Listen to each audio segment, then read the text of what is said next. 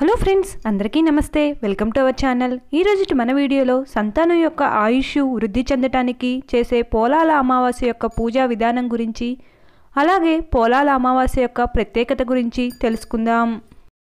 హిందూ మత విశ్వాసాల ప్రకారం పోలాల అమావాస్యకు ఎంతో ప్రత్యేకత ఉంది. ఈ పర్వదినాన పూర్వీకులను స్మరించుకుంటారు. వివాహిత మహిళలు తమ సంతానం కోసం పిల్లల యోగక్షేమాలను కాంక్షిస్తూ వ్రతాలను ఆచరిస్తారు. తెలుగు పంచాంగం ప్రకారం ఈ ఏడాది సెప్టెంబర్ 2వ తేదీన అంటే శ్రావణ మాసంలో చివరి రోజున సోమవారం నాడు పోలాల అమావాస్య వచ్చింది. ఈ సందర్భంగా ఈ పవిత్రమైన రోజున శుభముహూర్తం ఎప్పుడు వచ్చింది, ఈరోజు వ్రతాన్ని ఎలా ఆచరించాలనే ఆసక్తికరమైన విషయాలను ఇప్పుడు తెలుసుకుందాం. శ్రావణ అమావాస్య తిథి సెప్టెంబర్ 2న తెల్లవారుజామున 5:22 ప్రారంభమై మరుసటి రోజు అంటే సెప్టెంబర్ 3, 2024 మంగళవారం 7:25 ముగుస్తుంది. ఉదయం తిథి ప్రకారం సెప్టెంబర్ 2వ తేదీన అమావాస్యను జరుపుకోనున్నారు. స్నాన సమయం తెల్లవారుజామున 4:38 నుండి ఉదయం 5:24 వరకు. పూజా సమయం ఉదయం 6:09 నుంచి ఉదయం 7:44 వరకు. శ్రౌద్ధ సమయం మధ్యాహ్నం 12 గంటల నుంచి సూర్యాస్తం సమయానికి ముందు వరకు. ఈ అమావాస్య సోమవారం రోజున వచ్చింది కాబట్టి ఈ అమావాస్యని సోమవతి అమావాస్య అని కూడా అంటారు. పూజా విధానం ఏ పండగ రోజైనా విధిగా ఆచరించాల్సినవి తెల్లవారుజామునే అంటే సూర్యోదయానికి ముందే నిద్ర లేచి ఇంటిని శుభ్రం చేసి పూజ గదిలో కంద మొక్కను ఉంచాలి. ఆ మొక్కకు 9 పసుపు కొమ్ములను కట్టాలి.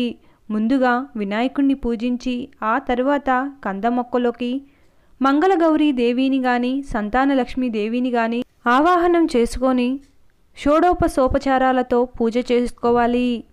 పిండి వంటలను నైవేద్యంగా సమర్పించాలి.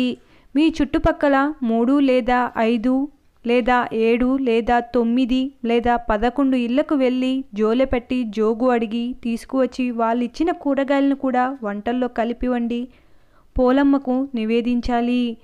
పూజ అనంతరం ముత్తైదువులకు వాయనం ఇచ్చి అమ్మవారి స్థానంలో ఉన్న ముత్తైదు యొక్క ఆశీర్వచనం తీసుకోవటం చాలా మంచిది.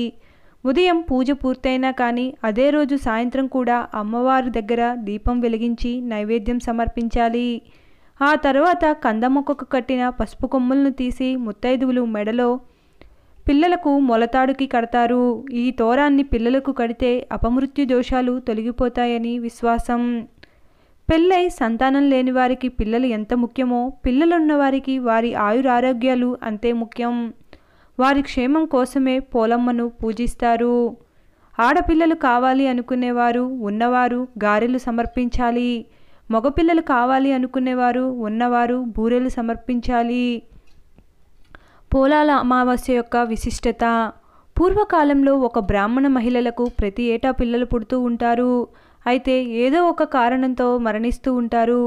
పుట్టిన కొన్ని గంటల్లోపే మరణిస్తున్న బిడ్డలను చూసి ఎంతో దుఃఖంతో ఆమె ఊరి వెలుపల ఉన్న పోచమ్మ చుట్టూ ప్రతి సంవత్సరం పిల్లల్ని సమాధి చేస్తూ వెళ్తుంది. అయితే ప్రతి ఏటా పోలాల అమావాస్యకు పిల్లలు పుడుతున్నారు. మళ్ళీ పోలాల అమావాస్య సమయానికి మరణిస్తున్నారు. దీంతో తాను నోము నోచుకోవటానికి ఎవరిని పేరంటానికి పిలిచినా రావటానికి విముఖత చూపుతున్నారు. ఆ సమయంలో తను పూర్వజన్మలో ఏ పాపం చేశానో నాకు పుట్టిన బిడ్డలు ప్రతిసారి చనిపోతున్నారని బాధపడింది.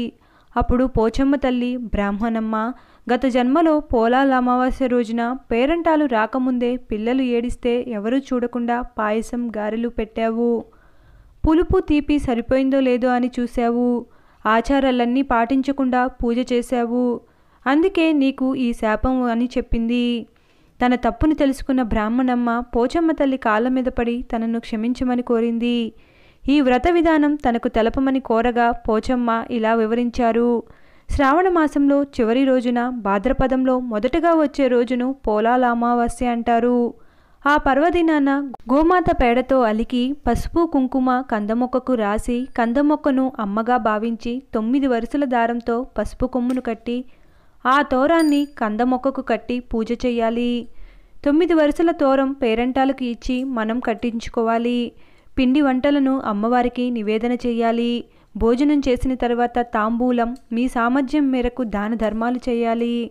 ఇలా చేయటం వల్ల పిల్లలు మరణించకుండా కలరా, మలేరియా, మశూచి తదితర వ్యాధులు రాకుండా కాపాడుకోవచ్చు అని వివరించారు.